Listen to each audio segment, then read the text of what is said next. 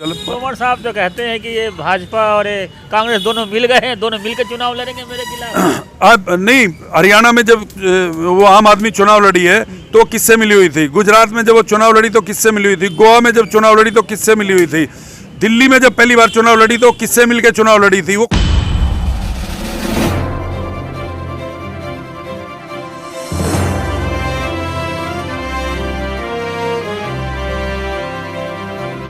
नमस्कार, मैं आरके जायसवाल और आप देख रहे हैं जनमत की पुकार। मौजूद हूँ त्रिनगर विधानसभा क्षेत्र के शकरपुर में। देख सकते हैं अलाव जल रहा है और कांग्रेस के प्रत्याशी पूरा एकदम लोगों के साथ यहाँ पर बैठे हैं, चर्चा कर रहे हैं।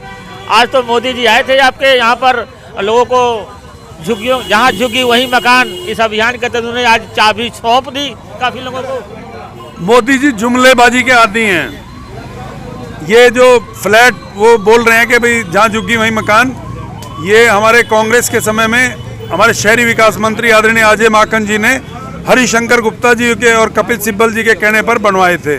उस वक्त के तैयार हुए मकान चाबी सौंपने में 10 महीने लगाए इन्होंने। बनाया कांग्रेस 10 साल लगाया, कांग्रेस ने बनाई 10 साल पहले, उसकी चाबी अब सौंपी है। इसी तरह 70,000 मकान जो है 92 में बने पड़े हैं। आज तक केजरीवाल ने सिर्फ चाबी इसलिए नहीं सौंपी कि कहीं कांग्रेस को इसका क्रेडिट न मिल जाए। मगर अरविंद केजरीवाल तो कहते हैं कि झुग्गी वालों के असली हितैषी वो हैं, अरविंद केजरीवाल। नहीं, उन्होंने 10 साल में क्या किया झुग्गी वालों के लिए? झुग्गी वालों के लिए अगर 1 इंच भी जगह उन्होंने दी हो। कांग्रेस की शीला दीक्षित की सरकार ने 70,000 मकान 92 में बना के तैयार रखे हुए हैं फ्लैट।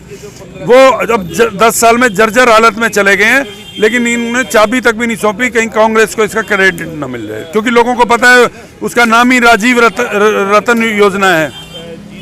कांग्रेस की सरकार आएगी तो ये बिल्कुल पहले भी कांग्रेस ने 42 जे कॉलोनियाँ बनाई हैं, पुनर्वास कॉलोनी बनाई हैं, और कांग्रेस ही झुग्गी वालों की असली हितैषी है। जब कांग्रेस आएगी तब दोबारा फिर इनको पक्के मकान दिए जाएंगे।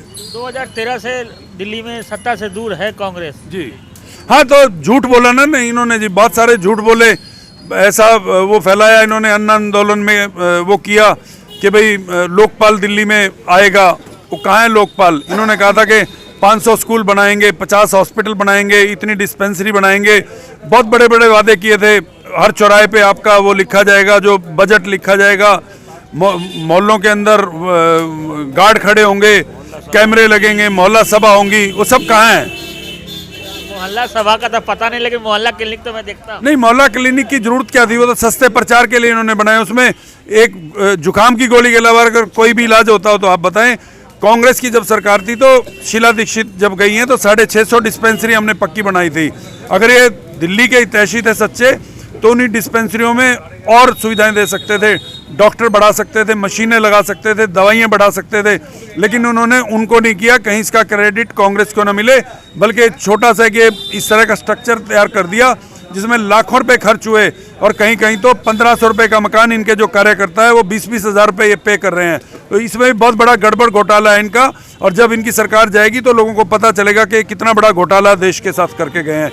क्योंकि उन मोहल्ला क्लिनिकों में जो चल भी रहे हैं थोड़े बहुत, उनमें 50 से जो है गिनती शुरू होती है। डॉक्टर जब उसमें बैठते हैं तो एक पेशेंट का उनको 150 रुपये मिलता है। तो 50 पेशेंट पहले वो लाइन छोड़ के तब वो शुरू करते हैं। तो इसका मतलब है कि 50% के पैसे 150 के हिसाब से रोज खा रहे हैं हर डॉक्टर। तोमर साहब तो आज भी बहुत सारे उद्घाटन किए हैं राजा पार्क में, कल त्रिनगर में बता रहे बहुत सारे उद्घाटन होंगे। चुनाव आया तो नकली उद्घाटन है, सारा फर्जी वो है, पार्टी है, इनका सारा काम ही फर्जी है। 10 साल में क्या किया है वो बताएं, वो काम बताएं अपने। और तोमर साहब कौन होते हैं उद्घाटन करने वाले? जो विधायिका हैं वो तो कभी दिखाई भी नहीं दी, यहाँ का आम आदमी उनको पहचानता तक भी नहीं है। आज चुनाव आया तो उद्घाटन शुरू हो गए हैं।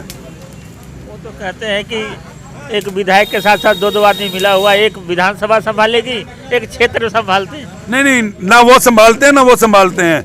विधायिका जो है, देखो मैंने पहले भी कहा कि वो एक महिला है, हम उनका सम्मान करते हैं, हम उनके आदर में हमेशा बोलते हैं, और वो हमारा छोटा भाई है, उस नाते वो हमारी बहू हैं। लेकिन वो काम नहीं करती हैं, बहू की तरह ही रहती हैं बेचारी, घर में चली जाती हैं। जब भी चुनाव लड़ती हैं उसके बाद गांव चली जाती हैं। वहाँ तोमर साहब के बहुत बड़े बड़े कारोबार हैं, वो उनको संभालती हैं। चुनाव के समय फिर दिल्ली आ जाती हैं। तो विधायिका कभी यहाँ नजर नहीं आई जो असली वो हैं। तो जनता जो है परेशान है उन लोगों से इस बात को लेकर। तो लोगों के बीच में जा रहे हैं, कुछ उम्मीद वगैरह है? सर इतना प्यार मिल रहा है जिसकी मुझे खुद भी उम्मीद नहीं थी कि मुझे इतना प्यार मिलेगा। मैं सोचता था कि मुझे 45 साल हो गए सेवा करते, तो लोग अब शायद मुझे भूल ना गए हों, लेकिन मुझे उम्मीद से ज़्यादा यहाँ लोगों का प्यार मिल रहा है।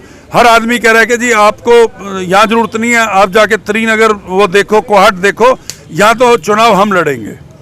भाजपा वाला ज़्यादा बधाई दे रहे हैं आपको? नहीं, मुझे भाजपा नहीं, हाँ भाजपा के लोग भी, सभी लोग मेरा, आम आदमी के भी सभी समर्थन करेंगे मेरा। दोनों पार्टियों के लोग मेरा समर्थन कर रहे हैं। वो कह रहे हैं जी दोनों ही निकम्मे लोग हैं, अब आप जैसा बढ़िया कैंडिडेट आया है तो हम आपको समर्थन देंगे। तो इसलिए भाजपा और आम हर आदमी समर्थन कर रहा है। यहाँ भाजपा और आम का सवाल नहीं है, यहाँ है सवाल के भी कार्यकर्ताओं को टिकट मिली है, तो सभी लोग मुझे बधाई दे रहे हैं, इसमें कोई गलत बात। तोमर साहब तो कहते हैं कि ये भाजपा और ये कांग्रेस दोनों मिल गए हैं, दोनों मिलकर चुनाव लड़ेंगे मेरे खिलाफ। अब नहीं, हरियाणा में जब वो आम आदमी चुनाव लड़ी है तो किससे मिली हुई थी? गुजरात में जब वो चुनाव लड़ी तो किससे मिली हुई थी? गोवा में जब चुनाव लड़ी तो किससे मिली हुई थी? दिल्ली में जब पहली बार चुनाव लड़ी तो किससे मिलकर चुनाव लड़ी थी? वो खुद बताएं। और यहाँ के जो विधायक हैं वो नंद किशोर जी के पैसे पे पहला चुनाव लड़े हैं, वो क्या हमारे लिए कहेंगे?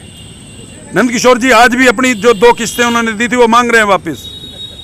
पहले उनकी किस्तें वापस कर दें तब हमसे बात करें। तो ये देख रहे हैं सत्येंद्र शर्मा जी काफ़ी आरोप लगा रहे हैं, बहुत सारे आरोप लगा रहे हैं। अब दूसरे दिन आपको और बहुत सारी बातें बताएंगे। ये देखिए मोहल्ला क्लिनिक का भ्रष्टाचार, ये देखो ये आया हुआ है मोहल्ला क्लिनिक का भ्रष्टाचार। 2 लैब ने 65,000 टेस्ट करें, 2 लैब ने 65,000। क्या इसमें दिखाओ, इसमें देखो, इसमें देखो बिना मरीजों के ये टेस्ट किए गए, इस तरह से कर रहे हैं वो। तो ये मोहल्ला क्लिनिक वगैरह बंद हो जाएगा, नया कोई क्लिनिक आएगा? नहीं, जो पक्के स्ट्रक्चर हैं जिनमें सारी सुविधाएं हैं उनको बढ़ाया जाएगा। शीला जी के टाइम में बहुत सारे दिल्ली में अस्पताल बनाए थे, डिस्पेंसरी बनाई थी, उसी स्ट्रक्चर को और बढ़ाया जाएगा। दिल्ली में 50,000 1 लाख आदमी डेली आता है, तो दिल्ली को हर रोज विकास चाहिए।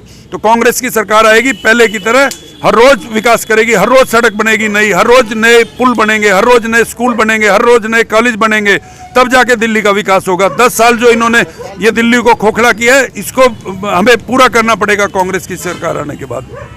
तो हमारे साथ बात करे थे कांग्रेस प्रत्याशी सत्येंद्र शर्मा जी। मिलते हैं किसी और खबरों के साथ। नमस्कार।